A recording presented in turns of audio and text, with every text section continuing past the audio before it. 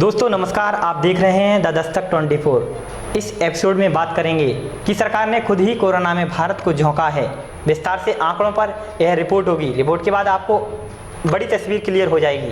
पहले आंकड़ों की बात करते हैं। दोस्तों आप सभी जानते हैं कि देश में लगातार 4 लाख से अधिक कोरोना के मरीज अब आना शुरू हो गए हैं, लेकिन सरकार को सिर्फ चिंता है चुनाव जीतने और हारने की।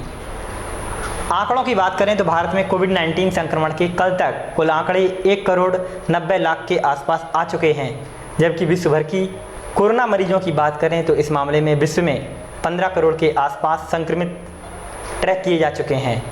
और मौतों की बात करें तो 32 लाख से अधिक लोगों की इस बीमारी की वजह से जानें जा चुकी हैं। सर्वाधिक प्रभावित देशों में ब्राज़ील एक महीने में 1 लाख मौतों के साथ चलते हुए ऊपर है। मरने वालों की संख्या के लिहाज से अमेरिका के बाद यह दूसरे नंबर पर है। भारत में भी शमशान स्थलों पर डेड बॉडीज को जलाने की जगह नहीं मिल रही है। और सबसे हकीकत की बात यह है कि देश में आंकड़े भी छुपाए जा रहे हैं, हकीकत सामने नहीं आ पा रही है। स्वास्थ्य व्यवस्था पंगु हो चुकी है। इस एपिसोड में सिर्फ भारत की बात करेंगे। भारत में कोरोना की जो रफ्तार है उसके पीछे हमारा चाल चलन है, इसके लिए जिम्मेदार हम खुद हैं और विशेष तौर पर नेता, क्योंकि देश में बड़े धार्मिक आयोजन और चुनाव सिर्फ हमारे सिस्टम की लापरवाही की देन है। आपको बता दें कि देश में बीते 1 माह में अभी 5 राज्यों में विधानसभा के चुनाव हुए और वे राज्य हैं पश्चिम बंगाल, असम, तमिलनाडु, पांडिचेरी और केरल। यही नहीं, देश के सबसे बड़े सूबे उत्तर प्रदेश में त्रिस्तरीय चुनाव संपन्न हुए। देश की आबादी की बात करें तो लगभग 139 करोड़ भारत की आबादी है। अगर हम चुनाव वाले राज्यों का आकलन करें तो लगभग एक अनुमानतः पश्चिम बंगाल में 11 करोड़, असम में 4 करोड़, तमिलनाडु में 8 करोड़ और पांडिचेरी में आबादी 1 करोड़ के आसपास है। इसी प्रकार केरल की बात करें तो लगभग यहाँ पर 3.5 करोड़ आबादी है। और अकेले उत्तर प्रदेश की बात करें तो यहाँ की आबादी 24 करोड़ के आसपास होगी। इन राज्यों के मुताबिक यहाँ पर चुनाव हुए, इनकी आबादी का टोटल देखा जाए तो 43 करोड़ के आसपास यहाँ की जनता बैठती है।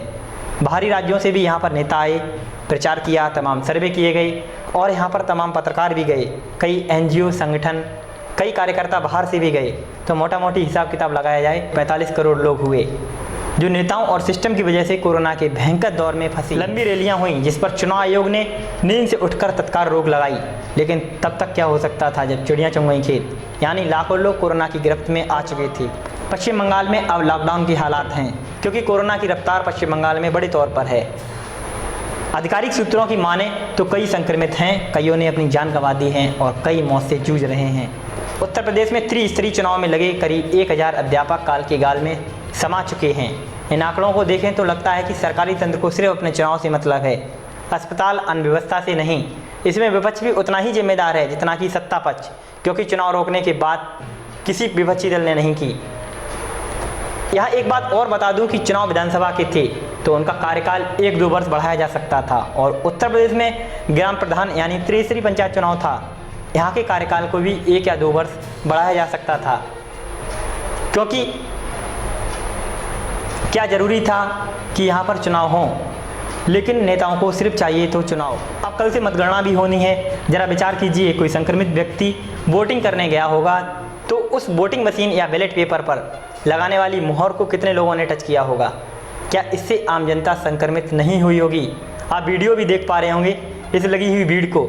यह भीड़ अपनी कोरोना जांच कराने के लिए आई है। ये सभी उत्तर प्रदेश में त्रिस्तरीय चुनाव प्रत्याशी हैं। यहाँ उनके एजेंट या सभी अपनी जांच करवाकर मतगणना स्थल पर रिपोर्ट लेकर जाएंगे, ताकि वे अपनी सीट के लिए मतगणना में उपस्थित रह सकें। आप ज़रा महसूस कीजिए, ये धक्कम धुक्की कर रहे लोगों में यदि कोई संक्रमित है तो न जाने कितनों को संक्रमित कर रहा होगा।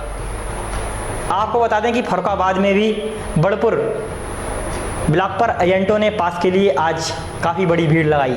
आप वीडियो में यह भी देख रहे होंगे। इसी प्रकार हरदोई से भी हमें वीडियो प्राप्त हुआ जिसमें धक्कम धुक्की कर रहे लोग। आपको महसूस कर सकते हैं कि किस प्रकार यह कोरोना संक्रमण के दायरे को बढ़ाने में सक्षम होंगे, या कोई संक्रमित इनके बीच में घुस जाए तो कितना बड़ा आंकड़ा यह हो सकता है। हाँ, ज़रूरत है आम जनता की, जो संक्रमित हो गए हैं उनको जांच करवाकर इलाज की, लेकिन यहाँ भी लोग जांच करवा रहे हैं जो ठीक ठाक हैं। बस इन्हें इसलिए जांच करवानी है कि मतगणना में जाना है, इन्हें हार जीत की चिंता नहीं है। कोरोना जाए भाड़ में, इसके लिए चुनाव आयोग जिम्मेदार है। रायबरेली के डलमऊ तहसील में भी कुछ ऐसा ही मामला देखने को मिला। यहाँ के ब्लॉक पर भी हमें ऐसी काफ़ी बड़ी संख्या में भीड़ मिली जो कोरोना संक्रमण में एक दूसरे पर चढ़े हुए थे। बस इन्हें पास बनवाने हैं और इनको अपनी जांच की रिपोर्ट लेनी है या फिर सैंपल देना है, क्योंकि इनको जाना है जांच में।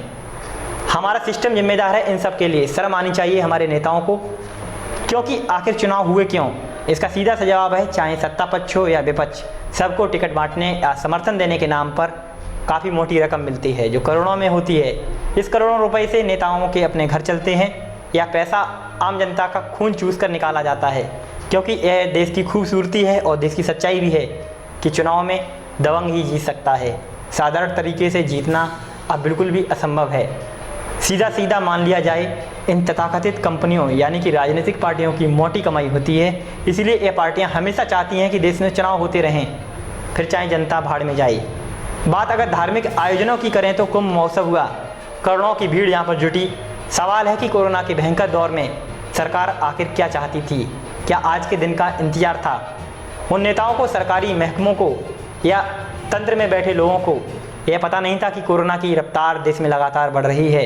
क्या ऐसे आयोजनों को करना बहुत ज़रूरी है? बात आम जनता की करें तो अभी उत्तर प्रदेश में शादियों का दौर भी चरम पर है।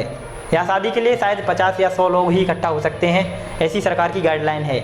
लेकिन दोस्तों, हकीकत ये है कि यहाँ पर इसके उल्टा हो रहा है। हमने कई जानकारियाँ जुटाई जिसमें निकल कर आया, यहाँ लोग कहते मिले कि दावत 3 बजे से चल रही है और लगभग शाम तक 500 से 600 लोग दावत खा रहे हैं। मैंने खुद ही चुपके से वीडियो मंगाए, लोगों से जानकारी जुटाई। देहात के लोग कहते हैं दावत के दिन काफ़ी समय से भीड़ रहती है और लोग आराम से खाते हैं और जाते हैं, माहौल शांत है। मैं इन लोगों से पूछता हूँ, क्या इसकी ज़रूरत है? सरकार के सिस्टम को तत्काल दावतों पर रोक लगानी चाहिए, लेकिन शादियों पर नहीं। मान लीजिए खाना बनाने वाला हलवाई या उसके सहकर्मी संक्रमित हैं, तो क्या अंजाम होगा? आप ज़रा इसको सोचिए। इसलिए आम जनता से भी अपील है, आप भी सहयोग करें। सिर्फ कोरोना या अन्य शब्दों या अन्य लोगों को कोसना बंद करें, सजग रहें। शर्म की बात तो यह है कि मास्क लगाने के नाम पर सरकारी महकमा मस्का लगा रहा है, अनाप शनाप पैसे वसूले जा रहे हैं, लेकिन जनता भी इसके लिए जिम्मेदार है। यह जनता के लिए शर्म की बात है कि आपके स्वास्थ्य के लिए मास्क और सैनिटाइजर होता है। सरकार आपसे मास्क लगाने के लिए विनती कर रही है और आप बगैर मास्क के दिन दहाड़े शहर, सड़कों और समाज में घूम रहे हैं। बात कुछ ही तो दिनों की है, मस्का मत लगवाइए, बस मास्क लगाइए। यह वक्त गुजर जाएगा यूं ही चलते चलते। उम्मीद करते हैं दोस्तों आपको यह रिपोर्ट पसंद आई होगी।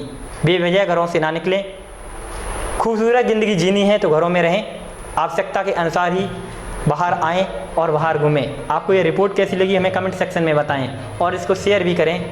जनता की जागरूकता के लिए ऐसी रिपोर्टों का होना बहुत ही ज़रूरी है। आप देख रहे हैं द दस्तक 24। नमस्कार।